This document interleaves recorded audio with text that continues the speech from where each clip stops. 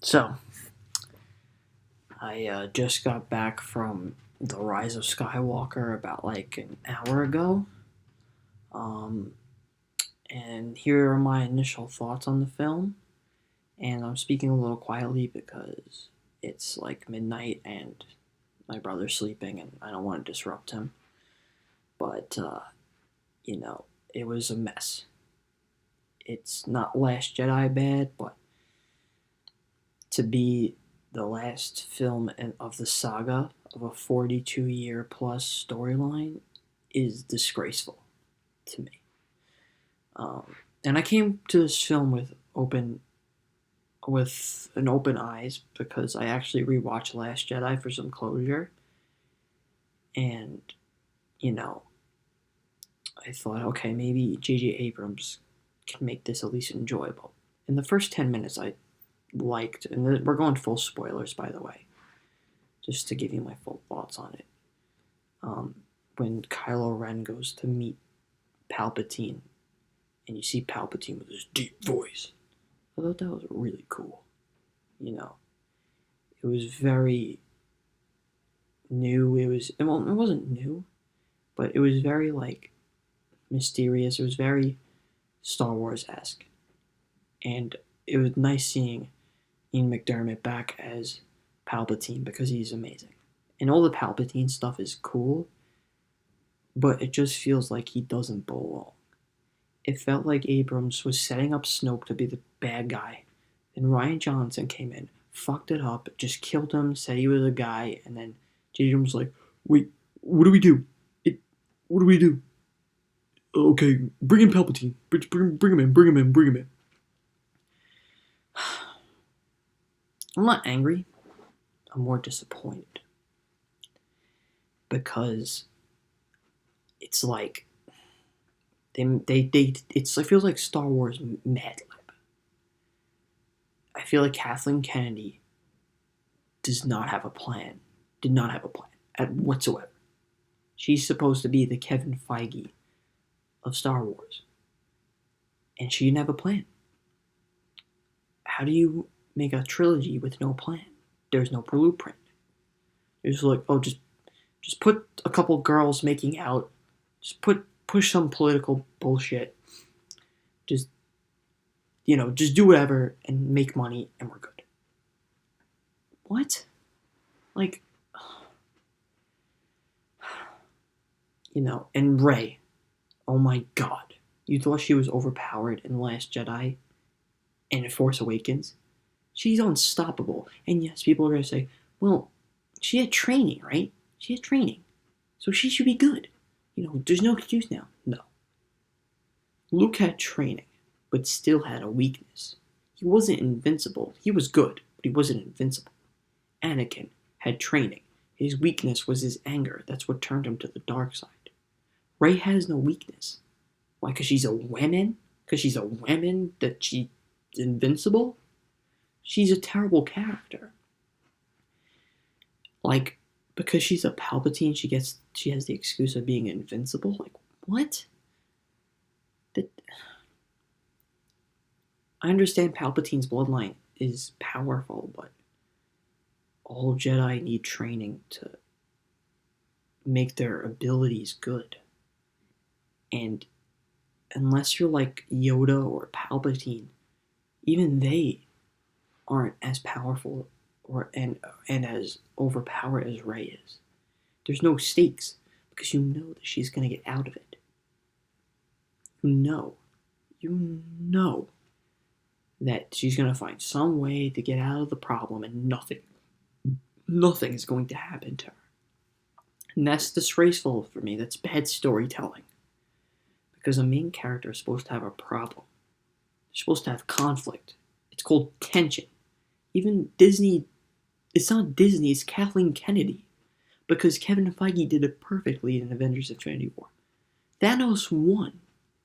The good guys lost. So in Endgame, you knew there was tension. Iron Man died. There was tension. There was something to be lost in the conflict. Whatever you thought of those two movies, that's fine. But at least there was tension. That's one thing that I think everyone could agree on. In this movie, there's no tension. You know they're going to get out of it. And at times I thought there was tension, like when C-3PO has to get his memory wiped to decode the Sith knife to see where to find the location where Palpatine is. But nope, R2-D2 has all his memories just locked in there, and he's good.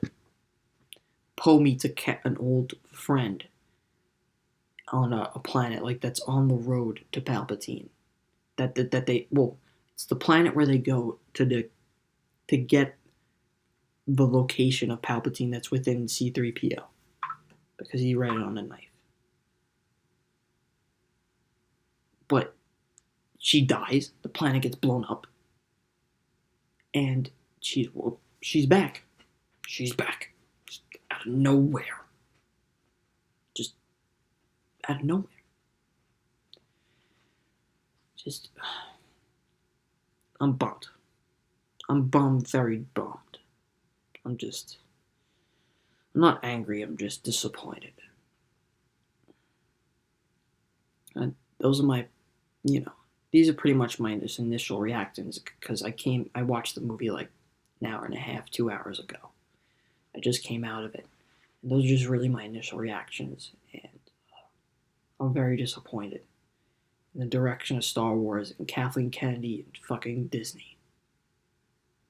Disney has messed it up. And I understand George Lucas wasn't perfect, but at least he had a story to tell. At least he had some creativity. These movies feel bland and corporate, and I'm sick and tired of it. I'm so sick and tired of them fucking up Star Wars. They fucked it up. And the movie itself's not bad, but this is Star Wars. Star Wars is special. Star Wars is a culture. It's engraved in American pop culture. It's special. It's not something that's a joke. It's not something that's something little. If this was its own standalone movie, I'd be like, alright, it was fine. But this is a part of a 42-year plus saga. So the expectations are high to close it out. Even if Last Jedi was bad, at least do something to close it out. Maybe Palpatine lives with, maybe a good idea would be okay, Palpatine lives inside of Rey. It's the internal conflict. That would have been so much better. Palpatine lives in her. But they don't. They don't do that. And they could have done was they could have made Kylo Ren give him in Spider-Man 2, give him what Doc Ock had, where he's the main bad guy, but give him a heroic death. Make him the Emperor. Make him the Snoke. But give him a death. Give him a death that's heroic, that makes him turn to the light. But in death, he turns to the light. In death, he comes home to Han and Leia, to his parents. And that would have been so good. It would have been a good finish. It would have paralleled with Rey turning Kylo as Vader did as Luke did to Vader. It would have been interesting. Something but no, what they did, it was terrible. How they closed out the storyline. And one positive I can take out of this is there's a lot less Rose. She's in a couple of scenes, says a couple of lines. She's barely in there for 5-10 minutes, and that's it. Thank God. Because the whole casino bullshit in the last movie was terrible. So at least there's a positive. So I'm going to be going more in depth about this. I might bring a special guest onto the show to talk more in depth about the film. This is just really my initial reaction, just coming from the theater. My opinion might change, not drastically, but some thoughts might change. Because right now, the film for me is a 6.5 out of 10. But I might either up it or lower it, because someone's telling me oh, it's disappointing, so 6. But in my mind, Last Jedi is a 5.5 out of 10. So only a half, because Last Jedi is not a 5.5, a half a score better.